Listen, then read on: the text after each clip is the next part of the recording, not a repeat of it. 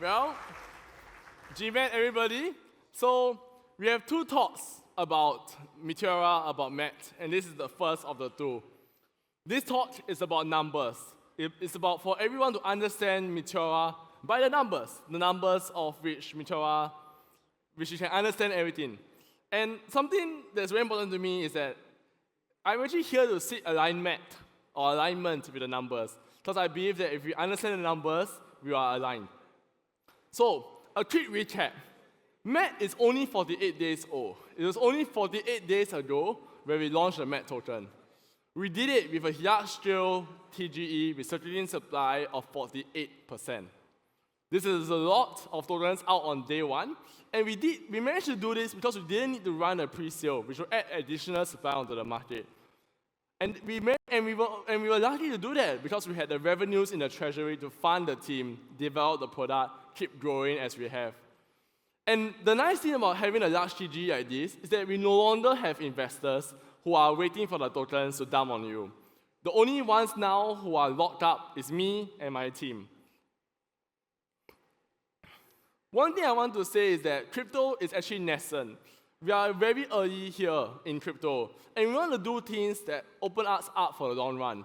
Sometimes it's difficult to think in years or decades, but a way I like to do so is to do what's simple and you know will work. So what actually will work over 10 years? We know that if we increase our revenues, it'll be good. It's a good thing. We know that if we reduce our expenses or optimize our business and spend less money while making the same amount of revenues, there'll be more left over after money has come in and money has gone out. And we know that if we invest in the long term, because crypto is a long-term game, we know that it will be important and successful for many years to come. And lastly, we actually know that if we reduce the circulating supply of MET, there will be more value split across less holders and less tokens. So, we want a holder base who understands our numbers, which is why this is very important. And I'm very proud to bring on a good friend of mine, Pranav, who joined us because I brought him out to a sushi lunch even in Singapore one day. And today, he runs investor relations and token operations at Meteora. Pranav, please.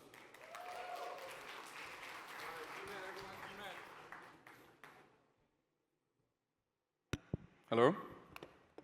Very sick. Hi everyone, GMAT. Woo!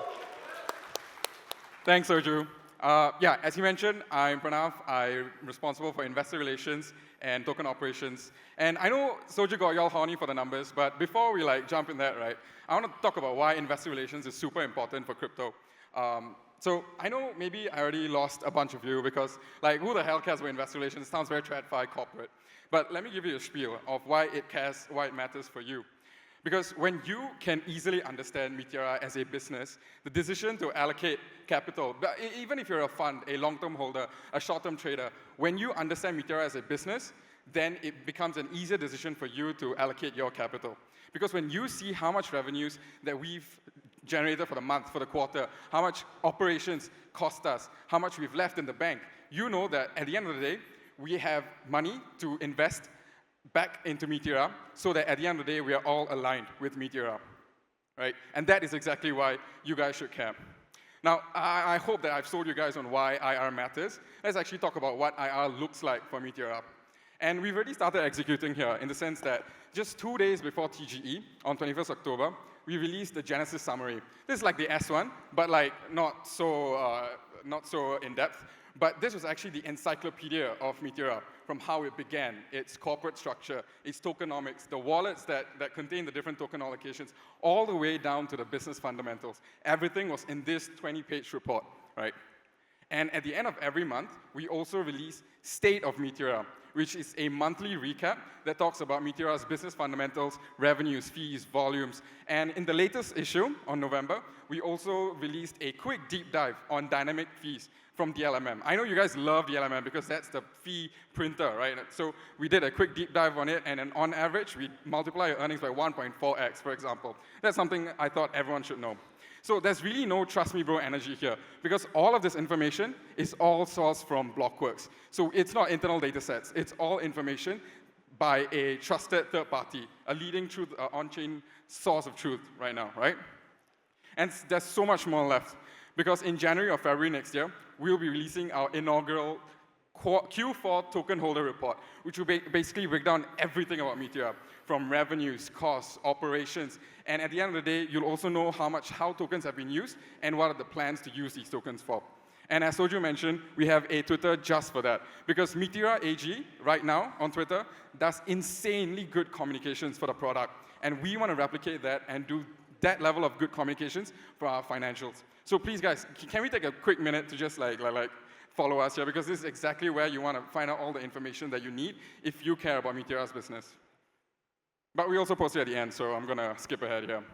Okay, so enough about all the IR and all that jazz. So we're going to actually look at Meteora's numbers, and let's do this a bit differently, because I'm going to give you a story of January to November for this year. So I want to quickly set the stage here, right? So this is the end of 2024. Bitcoin just hit 6 figures. Solana is at $250, right? And everyone is super, super bullish.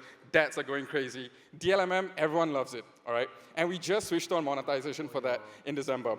And then, on 17 January, the Fire Nation attacked. Basically, the most important meme coin ever launched completely permissionlessly on our DLMM pools. And this was obviously Trump, right? Everyone realizes how important Trump was. And you know, the rest is actually history. Because from then on, our TVL skyrocketed to $1.68 billion. That month alone, we did 24.6 million in revenues. And for that quarter, we did 36.4 million in revenues. So can I just get a show of hands? How many of you guys were here for Trump? Yeah, right? Okay. Thank God. I thought everyone would be a bit more normie, but everyone was here for Trump, right? So you know how crazy that was for on-chain. So how could we ever beat that, right? Thing is, we actually almost did, because right in May, we saw a huge spike up again.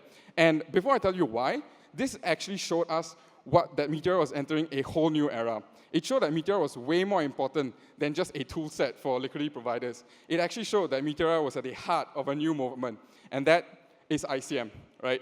So fueled by DBC and DAM V2 pools, which were just launched exactly maybe like 3 or 4 days before Believe launched their launchpad and kickstarted off ICM.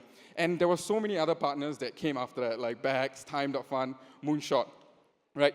And this essentially helped us catalyze so much of that movement from then on. And all of this is completely powered by Meteora. So going forward, right, we actually continued doing pretty well, because after that, we had some notable events like being the home for Monad, Zcash, and Hype native tokens on Solana. And of course, we had our TG in around 23rd October this year. But from then on, we actually averaged around 8.8 million in revenues. And you'll notice that when activity spikes up, our revenues really do well. But when everything dies down, narratives that are there are not a lot of interesting narratives, on-chain kind of dies up, we still end up chugging along, making pretty good revenues, right? 8 million per month. So let's put all of that together. We've got $177 billion in volumes from January to November this year, $1.29 billion in fees that we generated, of which 90% went back to you guys, to our users that essentially power this, right?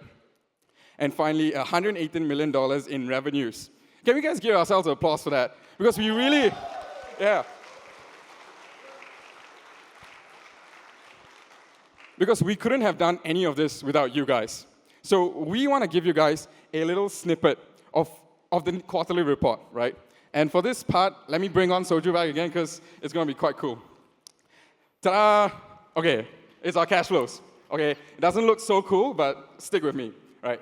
So just for October and November 2015, we did $17 million in cash flows across Solana and USDT. This is cash in our wallet addresses, right? And in the same time period, we did $2.6 million in day-to-day expenses, $1.75 million in investments, and we had around $1.5 million in remaining reserves. And you'll see there's a huge MET over there. And for this part, I would like to get Soju to make a very important announcement. Shit. Woo! It's all on you, buddy. Yeah, so something that I've been tweeting is that, what does our revenues do? Our revenues go to pay operation expenses, it invests in the future, we store some for a rainy day, and we return the value to Matt. So we've actually bought back $10 million worth on buybacks and actually 2.3% of supply over the last 2 months since TGE.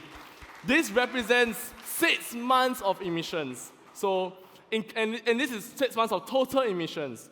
We did this all publicly on-chain, and you can verify it yourself on this wallet.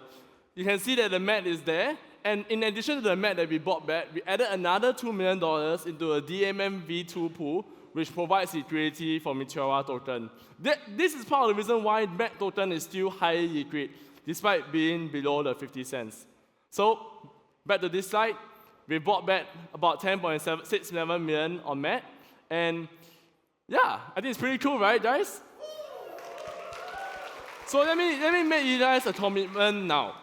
We commit to keep doing this, to keep building Meteora, to keep investing MET into Meteora, and also investing back into the MET token. We intend to do this consistently, clearly, and transparently for a very long period of time. This is what I mean when we are building trust and we are trying to run Meteora well. And I want to take this chance to welcome everybody to join us on this journey by following us on Meteora AG Twitter or Meteora Insight if you want to see the numbers yourself directly. Thank you so much, guys.